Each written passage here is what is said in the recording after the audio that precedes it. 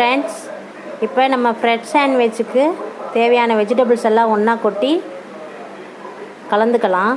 இதை நல்லா கலந்தாச்சு. இப்போ நம்ம மயனஸ் சேர்த்துக்கலாம். வீட்டிலேயே செஞ்ச மயனஸ் ஃப்ரெண்ட்ஸ், நான் இந்த வீடியோ போட்டிருக்கேன் உங்களுக்கு.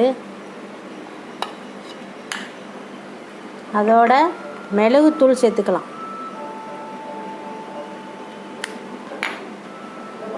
நான் இப்போ இதில் தடவிட்டேன். நல்லா வீட்டிலே செஞ்ச க்ரீன் சட்னியை தடவியாச்சு.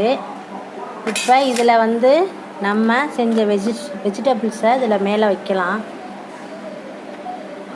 நல்லா வச்சு இன்னொரு ப்ரெட்டை மேலே வச்சு பட்டர் தடவி பார்க்கலாம். இப்போ இது மேலே பட்டரை தடவி சிம்மில் வச்சு மூடி வச்சிடலாம் ஃப்ரெண்ட்ஸ்.